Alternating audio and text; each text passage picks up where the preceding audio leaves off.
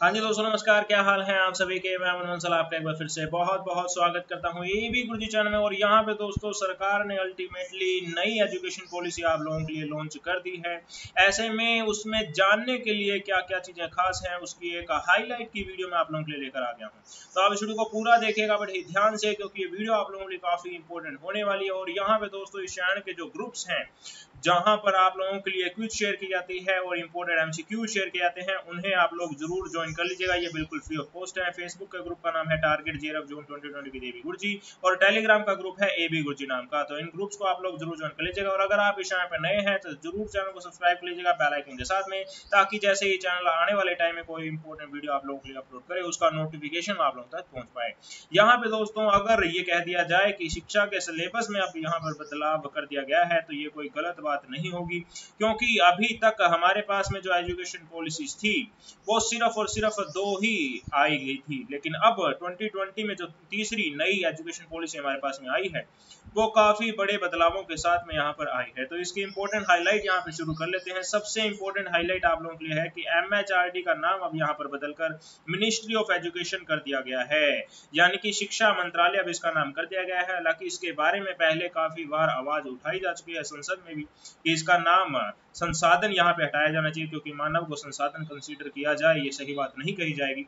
तो उसके मद्देनजर अब ये चेंज यहाँ पर अल्टीमेटली हमें देखने को मिल गया है। अब यहाँ पर शिक्षा मंत्री सीधा सीधा आप मिनिस्टर को कह सकते हैं, और जो मिनिस्ट्री हमारे पास में वो शिक्षा मंत्रालय के रूप में हम देख रहे हैं। उसके बाद में दूसरा इंपॉर्टेंट हाईलाइट आप लोगों के लिए है कि 6% ऑफ जीडीपी जो है वो यहाँ पर एजुकेशन के ऊपर अब लगाया जाएगा। ये सबसे इंपॉर्टेंट आप लोगों के लिए हाईलाइट यहाँ पे कहा जा सकता है। जब यहाँ पे पहली एजुकेशन पॉलिसी हमारे पास में आई थी 1968 में, उस वक्त में ये पॉलिसी बनाई गई थी कोठारी कमीशन की रिकमेंडेशन पर, ठीक है ना। कोठारी कमीशन के बारे में मैंने आपको पहले ही बता दिया था। 1964 में ये कमीशन ने वर्क करना यहाँ पर शुरू किया था, और उसमें रिकमेंडेशन दी गई थी कि एक एजुकेशन पॉलिसी भारत के अंदर होनी चाहिए जो कि ऑल एस्पेक्ट ऑफ बिजनेस में वर्क करेगी। तो उस वक्त में भी कोठारी जी ने यह कहा था कि 6% ऑफ जीडीपी यहाँ पर कम से कम खर्चा किया जाना चाहिए, लेकिन ये सिर्फ एडवोकेट ही किया गया था, यहाँ पे इसे इम्प्लीमेंट नहीं किया गया था। तो यहाँ पर आप लोग देख सकते हैं नई एजुकेशन पॉलिसी 34 सालों के बाद में आई है, और उसमें 6% जीडीपी का खर्च किया जाएगा। इससे पहले 1968 में इंदिरा गांधी जी के समय में, 1986 में यहाँ पर राजीव गांधी जी के समय में, और 2020 में यहाँ पे नरेंद्र मोदी के समय में नई एजुकेशन पॉलिसी आप लोगों के लिए आई गई है। तो इससे पहले वाली इंफॉर्मेशन भी आप लोगों को बता दी जानी चाहिए थी, इसलिए मैंने यहाँ पर इसे लिख दिया। और 86 से लेकर 2020 तक आप लोग देख ही रहे हैं 34 साल यहाँ पर हो गए हैं। उसके बाद में आगे की ओर बढ़ते हैं तो सबसे बड़ी सिरदर्दी जो स्टूडेंट के लिए बनी हुई थी वो ये मॉडल था कि 5+3+3+4 का ये क्या मॉडल है। तो इसकी कंप्लीट हाईलाइट यहाँ पे आप लोगों के लिए लेकर आया हूँ, एक चित्र के रूप में आपको यहाँ पर समझाने का कोशिश मैं करूंगा। डायग्राम एक आपके लिए लेकर आया हूँ। यहाँ पे दोस्तों आप अगर इनका टोटल लगाते हैं तो ये आपके पास में 15 हो जाता है, ठीक है ना। ये 15 हो जाता है, लेकिन इस 15 में जो 3 साल आपके लिए रखे गए हैं वो प्री प्राइमरी के हैं। तो आप इस 3 सालों को हटा देते हैं तो आपके पास में 12 रह जाते हैं, जो कि पुराने वाले मॉडल को देखकर आप लोग समझ सकते हैं, जो कि 10+2 पर आधारित था। तो अब यहाँ पर खास हाईलाइट क्या है, पहले जो 5 आपको दिए गए हैं उसमें से 3 साल प्री प्राइमरी के यहाँ पर रखे गए हैं। उसके बाद में जो बचे हुए 2 साल हैं वो क्लास 1 और क्लास 2 को यहाँ पे डेडिकेट किए गए हैं, और यहाँ पर इस स्टेज को फाउंडेशन स्टेज का नाम दिया गया है। उसके बाद में जो दूसरा 3 है हमारे पास में, जो 3 साल यहाँ पर रिप्रेजेंट कर रहे हैं वो क्लास 3 से लेकर क्लास 5 तक के हैं, जिसमें प्रिपरेटरी स्टेज यहाँ पर इसे नाम दिया गया है। उसके बाद में तीसरा हमारे पास में है 3 साल का, 6 से लेकर 8 तक की क्लास इसे कही गई है, मिडिल स्टेज इसका नाम किया गया है। और यहाँ पर सबसे खास बात आप लोगों के लिए है कि कंप्यूटर कोडिंग 6ठी क्लास के स्टूडेंट से ही पढ़ाना शुरू कर दिया जाएगा, यानी अब छोटे बच्चे भी कंप्यूटर की किस तरीके से काम करता है, कंप्यूटर एप्लीकेशन सॉफ्टवेयर वगैरह बनाना सीख जाएंगे, जो कि काफी अच्छी बात यहाँ पर कहा जाएगा। और चाइना की तर्ज पर ये फैसला यहाँ पर लिया गया है। उसके बाद में चौथा जो हमारे पास में है 4 साल का, ये क्लास 9 से लेकर 12th तक यहाँ पर रिप्रेजेंट कर रहा है। स्टेज का नाम यहाँ पे सेकेंडरी स्टेज कहा गया। और सबसे खास बात स्टेज की है कि ये एनालिटिकल स्किल पर यहाँ पर वर्क करेगा। सबसे इंपॉर्टेंट चीज आप लोगों के लिए है कि अभी के लिए जो एजुकेशन सिस्टम था वो खास तौर पर सिर्फ पाठ्यक्रम पूरा कराने पर ध्यान देता था, लेकिन अब जो नया हमारे पास में एजुकेशन पॉलिसी हमें देखने को मिल रहा है उसमें स्टूडेंट्स की स्किल पर वर्क किया जाएगा।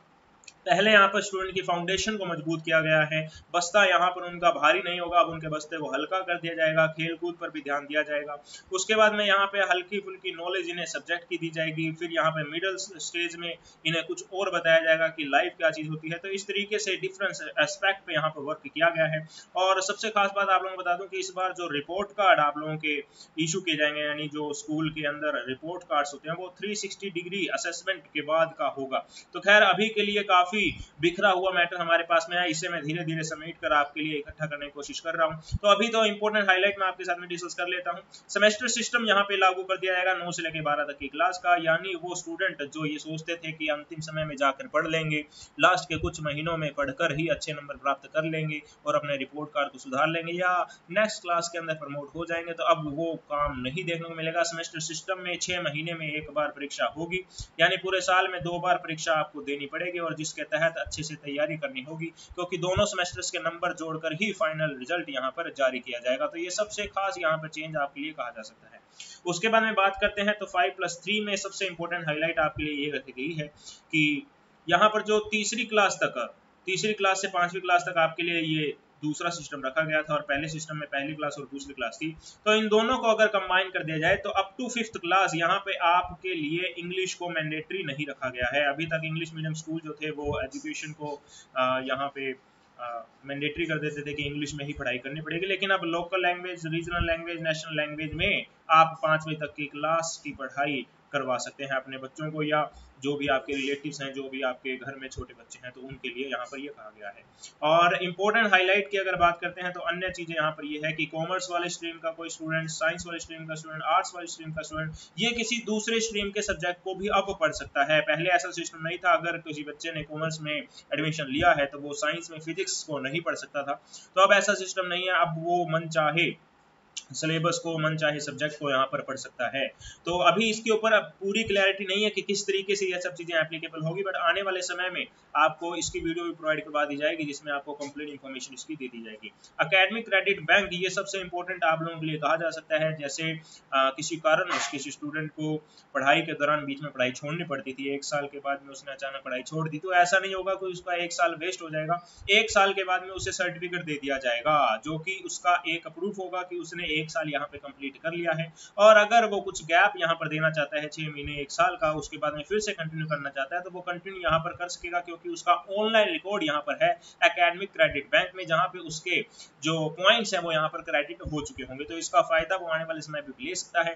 2 साल के बाद अगर छोड़ता है तो उसे डिप्लोमा कह दिया जाएगा, 3 साल और 4 साल के बाद में उसे डिग्री यहाँ पर दे दी जाएगी। तो अभी के लिए तो ये सबसे इंपॉर्टेंट हाईलाइट आपके लिए कही जा सकती है। उसके बाद में अगर अपने बात करते हैं यूजीसी, एआईसीटीसी और अन्य काफी सारे इंस्टीट्यूट हैं जो अलग अलग काम करते हैं, तो इन सबको मर्ज करके कोई एक इंस्टीट्यूट बनाने की यहाँ पे प्लानिंग चल रही है और इस पे अभी भी क्लैरिटी नहीं है, तो अभी इसके बारे में देखना है कि क्या होता है। तो अभी के लिए तो आप ये समझ सकते हैं कि नई एजुकेशन पॉलिसी में काफी सारी नीतियां इन्होंने बनाई है जो कि देखने में काफी अच्छी लग रही है। बात तो तब बनती है जब इसे इम्प्लीमेंट किया जाएगा और दूर दराज में गांव खेड़े के अंदर जब ये सभी चीजें सुचारू रूप से इम्प्लीमेंट हो पाएंगी। तो अभी के लिए तो ये सब इम्प्लीमेंटेशन की हम गुंजाइश रख रहे हैं और ऐसी उम्मीद कर रहे हैं कि अच्छे तरीके से सब इम्प्लीमेंट कर दिया जाएगा। और यहाँ पे एक और इम्पोर्टेंट चीज आपको बता दूं कि अगर आप स्पेशल स्टडी ग्रुप का हिस्सा बनना चाहते हैं और अभी अपकमिंग एग्जाम यूजीसी नेट के लिए तैयारी कर रहे हैं, तो आप एबी गुरुजी चैट ग्रुप के अंदर जरूर ज्वाइन कीजिएगा। यहाँ पे आपको इंपॉर्टेंट नोट्स के साथ साथ डिस्कशन का और गाइडेंस का फायदा भी मिलेगा कि किस तरीके से नेट के एग्जाम को पढ़ना होता है, किस तरीके से नेट के एग्जाम को क्लियर किया जा सकता है। तो अगर आप स्पेशल स्टडी ग्रुप का हिस्सा बनना चाहते हैं तो इस व्हाट्सएप नंबर पर व्हाट्सएप कर दीजिएगा।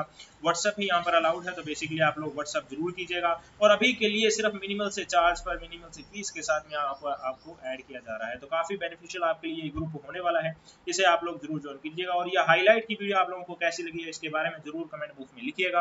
और यहाँ पर अगर आपने इस वीडियो को लाइक नहीं किया है तो लाइक जरूर कर दीजिए, शेयर भी जरूर कीजिएगा सभी फेसबुक, व्हाट्सएप, टेलीग्राम के एजुकेशन ग्रुप में जितने भी आप लोगों के पास अवेलेबल होंगे, ताकि ज्यादा से ज्यादा स्टूडेंट तक ये वीडियो पहुंच पाए और वो भी ये जान पाए कि क्या हाईलाइट उनके लिए इस बार नई एजुकेशन पॉलिसी में जाननी जरूरी है। इस वीडियो को देखने आप सभी का बहुत बहुत धन्यवाद। जय हिंद, जय भारत।